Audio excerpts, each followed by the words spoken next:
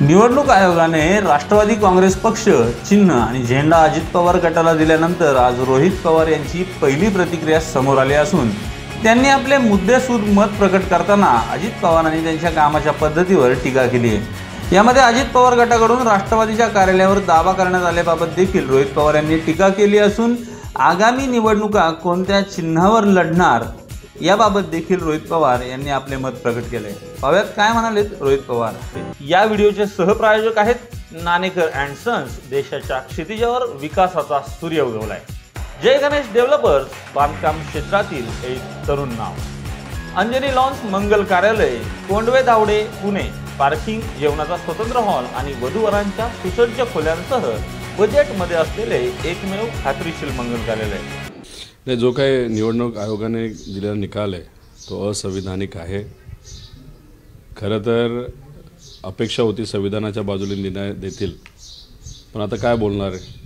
खरं तर election commission हे आता भाजपचं एक वेगळं डिपार्टमेंट झालं असं आपल्याला म्हणावं लागेल।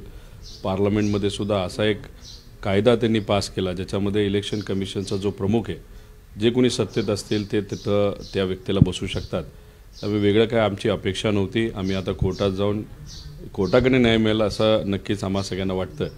पण खरं तर हे जे काय फुटीर गट आहे आणि भाजपची सत्ता जी राज्यात आहे, एवढी ताकद तुमच्याकडे आहे आणि केंद्रातली महाशक्ती जर तुमच्या बाजूला असेल तर मग तुम्ही फक्त स्वहिताचे निर्णय का घेता, तुम्ही स्वार्थाचे निर्णय का घेता। कुटुंब फोडणं, स्वतःला पदं मिळवणं, खऱ्या अर्थाने महाराष्ट्राचा जर तुम्हाला कळवळा असेल तर मग महाराष्ट्रात अनेक प्रश्न असे आहेत जे प्रलंबित आहेत, ज्याच्यामध्ये शेतकऱ्याला न्याय मिळत नाही, महिलांना न्याय मिळत नाही, बेरोजगार युवांची संख्या वाढली, जे प्रोजेक्ट गुजरातला चालले ते आपल्याला थांबवता येतील।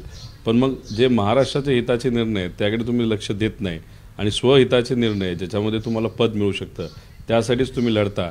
जाऊ द्या, शेवटी पार्टी त्यांच्याकडे गेली असली तरी ज्या पार्टीचा जन्म ज्या बापाने केला तो राजकीय बाप आमच्याबरोबर आहे आणि त्यांच्याबरोबर राहून आम्ही सर्वजण लोकांच्या हितासाठी आणि महाराष्ट्र स्वाभिमानासाठी लढू। तसं बघितलं BJPच्या काळामध्ये लोकशाहीला धरून आणि संविधानाला धरून काही होत नाही याचा विश्वास तर नक्कीच होता। आणि तुम्ही जर बघितलं तर अनेक वेळा BJPला दाखवून दिलेलं आहे की संविधानाच्या विरोधातच ते निर्णय देतात, नाही तर लोकशाहीच्या विरोधात।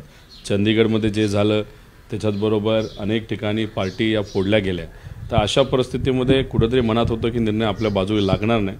पण शेवटी जी काही पूर्वीची सवय काँग्रेसच्या काळातील की न्याय हा लोकशाहीला धरूनच दिला जाईल, पण तसं आजच्या काळामध्ये होताना दिसत नाही।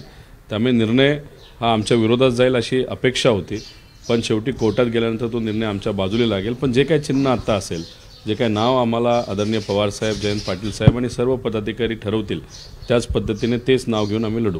आता ते काही करू शकतात। शेवटी ज्या व्यक्तीला म्हणजे पवारसाहेबांनी लोकांना विश्वासात घेऊन जी पार्टी काढली त्या पार्टीचाच कब्जा असंवैधानिक पद्धतीने आता जे नेते ज्यांना साहेबांनी मोठं केलं त्या नेत्यांनीच तो कब्जा घेतलेला आहे। त्यामुळे साहेबांचा विचार त्यांनी केला नाही, पार्टीचा विचार केला नाही, कुटुंबाचा विचार केला नाही, तो ऑफिसचा विचार करतील का हा प्रश्न नक्कीच आहे। शेवटी ज्या व्यक्तीने घर बांधलं त्या घरामध्ये बाहेरून येऊन तुम्ही त्याच्यावरच कब्जा घेत असाल आणि 7/12 एखाद्या व्यक्तीच्या नावाली असेल आणि तो 7/12 तुम्ही दबाव तंत्राचा वापर करून अधिकाऱ्यांना सांगून तुमच्या नावाली जर करत राहाल तर आम्हाला कोर्टात जाऊन न्याय मिळणं असं अपेक्षित आहे। आम्ही लढणार, जे काय तुम्हाला घ्यायचं आहे तुम्ही घ्या, पण लोकांच्या भावना, लोकांचं मत हे तुम्ही घेऊ शकत नाही, कारण आज या देशामध्ये लोकशाही आहे।